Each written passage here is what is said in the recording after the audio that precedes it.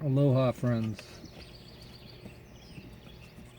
Coming at you today from Cary, North Carolina.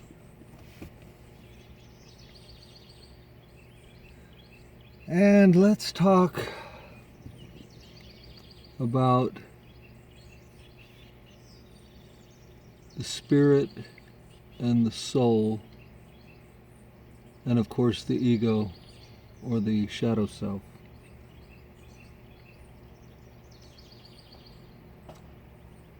And for the spirit, I'm going to just call the spirit the prime frequency. So it is the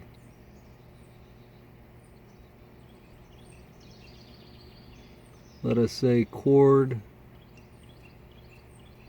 or lightning bolt of currency flowing from source into every living thing, every conscious thing, or just everything. So everybody has spirit because the prime creator is everywhere.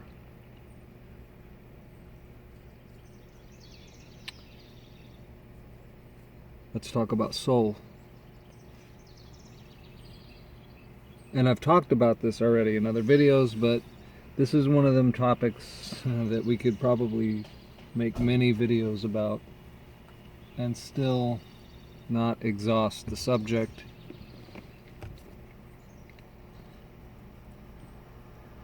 So soul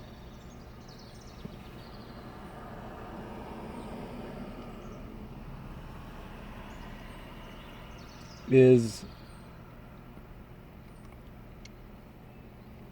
let us say, a conscious portion of spirit.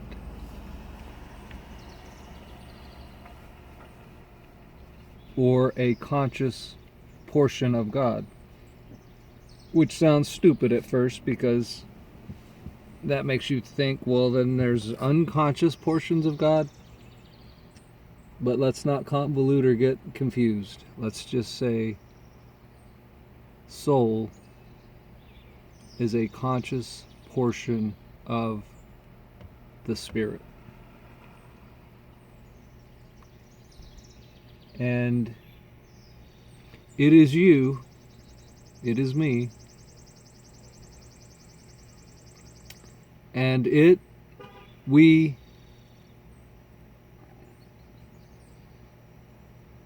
choose to inhabit an avatar, an advanced avatar at some point.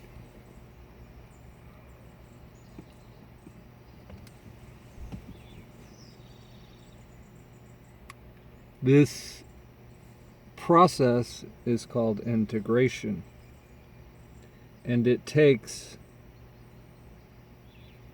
both parts of you, because again, we are in duality, we are experiencing duality.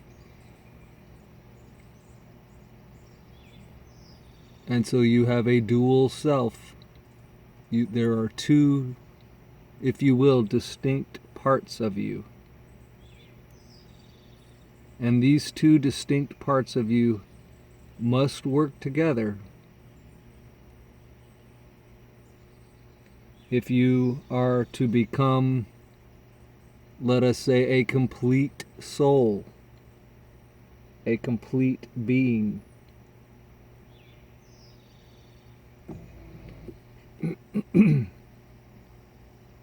They've convoluted and confused this to the point where people are literally cut off from half of their selves. You only know the shadow self. maybe not you, but well, anybody, everybody, because everybody comes through this. Everybody is coming up through this process of learning, understanding, integration, ascension, transformation, transmutation, etc.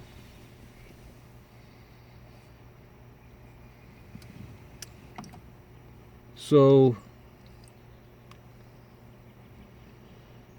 the goal in duality for the manipulators is to get us, you, we, them trapped in ego. How do you get trapped in ego? By simply consenting to being an ego, or thinking that you're an ego.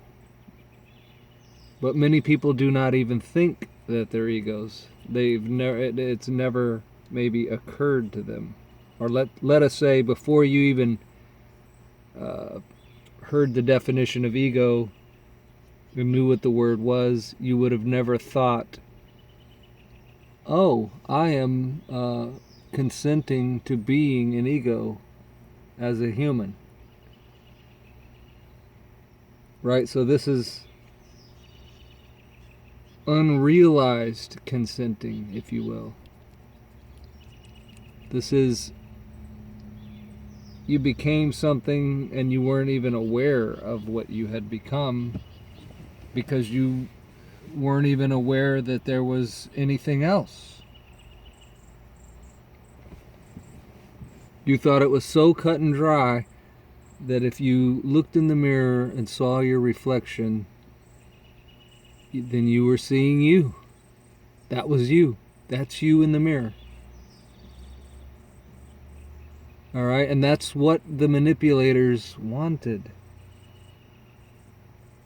And right then, right there at that moment, you are, if you will, trapped in duality, because you have consented to being the ego or the shadow self. Which means you neglect your true self, and you are, I'm saying cut off, I'm going to say cut off from the true self. In a sense, you're never cut off from anything. But by consenting to be an ego, you are cut off, let us say, from hearing the still small voice within. And again, they tried to sell you a replacement for that. They tried to tell you that was God, and God turned out to be a deity, turned out to be some entity that is separate from you. Okay, the still small voice, we could still say, is God. But it is your still small voice within. And that still small voice is no different from the creator, source, and you.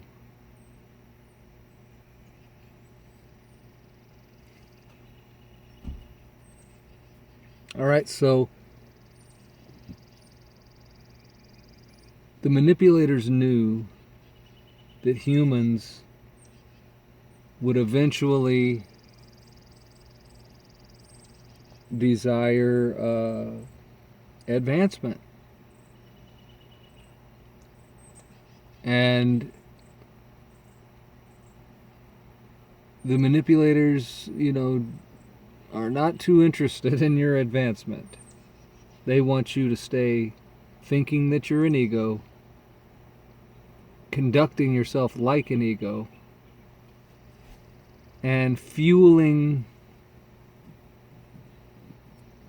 earthly commercialism, democracies, political systems, religions, All of these things are designed for the ego.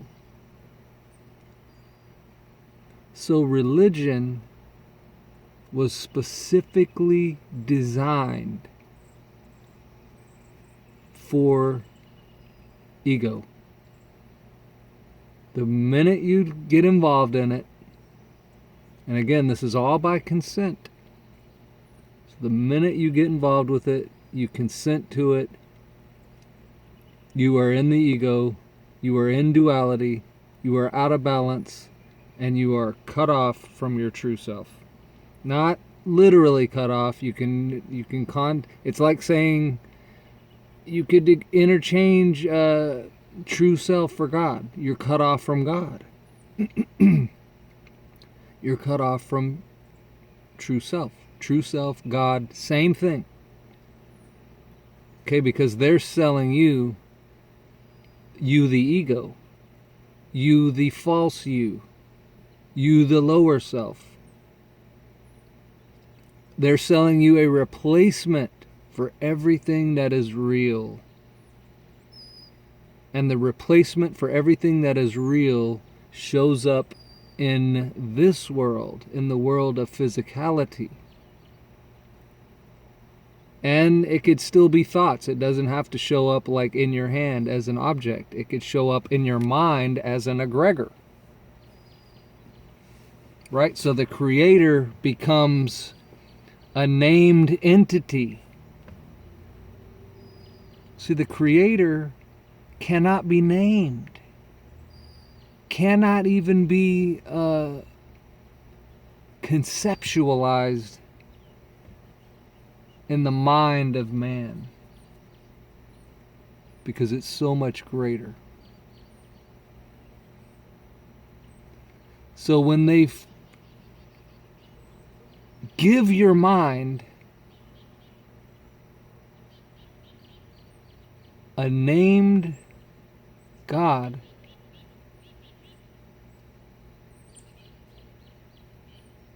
then that defies what we just said. And it's in other words, it's only one or the other. You have to decide which one that you believe. Do you believe the creator can be named and identified and conceptualized in the lower mind of man? See, if you believe that it can, then you will believe the God that they sold you, that has a name. In this case, in the West, that's probably going to be Jehovah. And again, you consented, or you're going to consent, or you have to consent if you're going to believe it. But if you intuitively realize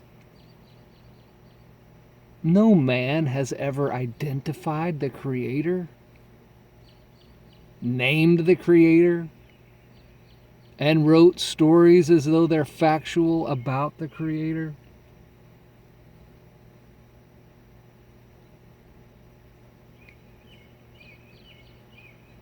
so that's all for your ego, my friend. That's all for your mind. Your mind, your egoic mind, loves to prance around acting like it has figured God out, has figured everything out. The ego will tell you point blank, this world right here is real. Why is it real? Because I can pick it up and touch it. So then that's equivalent then to saying, because you have a physical body, you think that physical body is you. And so if you pick up another physical thing, that other physical thing is real because you can pick it up with your real self, which is the body. That's not your real self. That's not yourself. That's not you.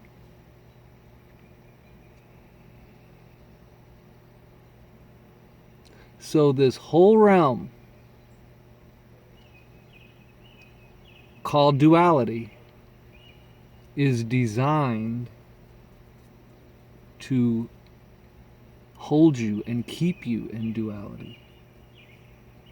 Oh, here comes a squirrel buddy. He's going to cross the rail.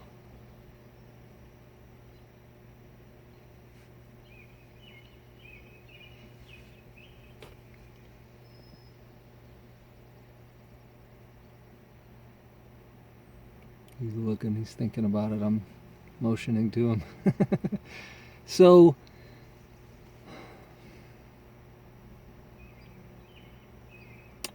kind of lost my train of thought. I'm going to pause it just for a minute and come back. All right, so a lot of people, when they begin their awakening process, withdraw from everything. People, mainly people, but everything.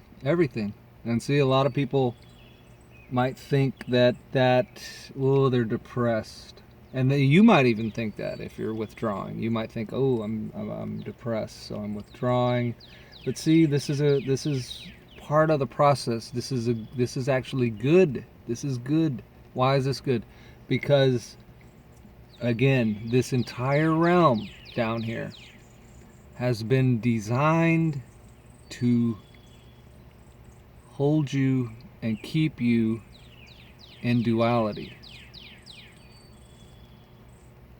The squirrel just crossed. I don't know if you could see him or not on the screen.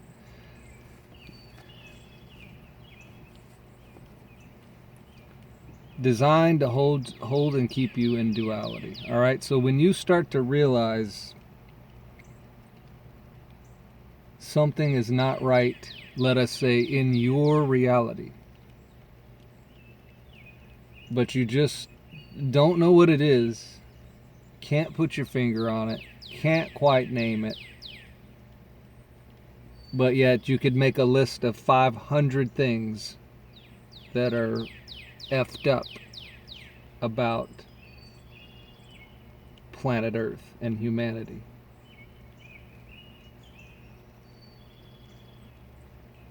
All right, so you begin to withdraw because you are actually pulling back from the ego entrapments.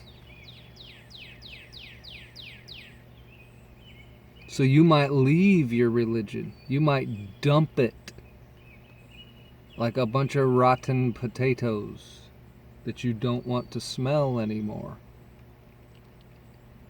You may move to a secluded place in the country. These are things I did. You might stop listening to the news. Notice they put the word new is the root word of news. New. And the ego wants something new, right? All the time. It's looking for something new. Give me something new. Give me something new. Where can I get something new? Well, turn on the news.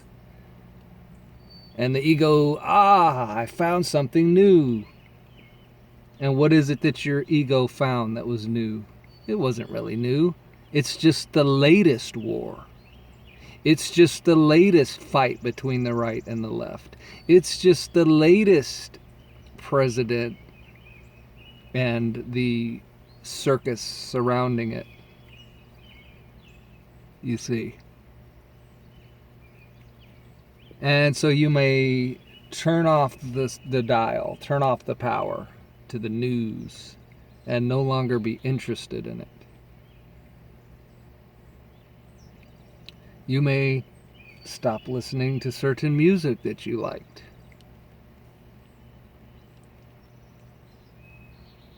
Because intuitively, you're coming to understand that anything that is fueling that ego,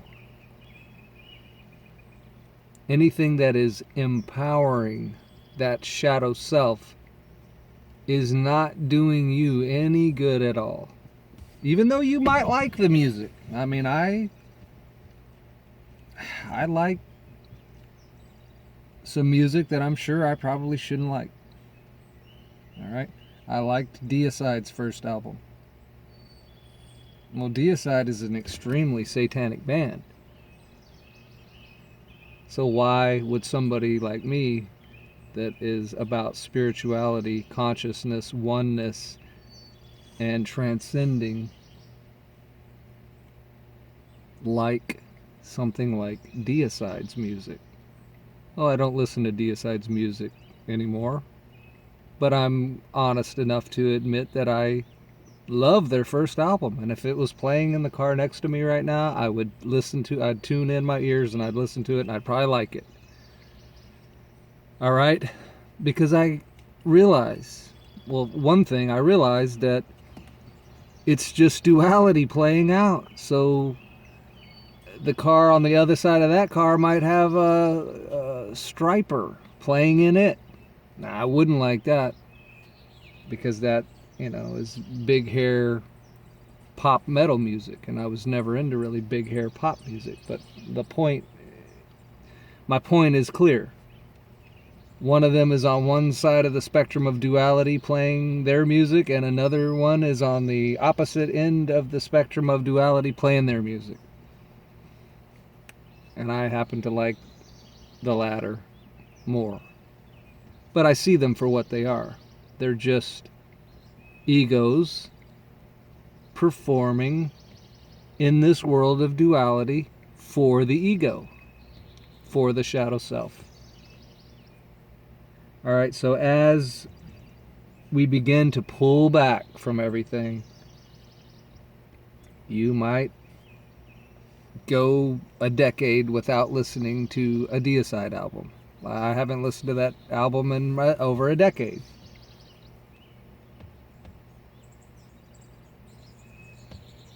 Because you will realize that when you stop feeding any beast, no matter what it is, but in this case we're talking about ego, and we're talking about personal ego, so my ego. If I stop feeding my ego, and instead I feed and nurture and love and look out for my true self, my real self,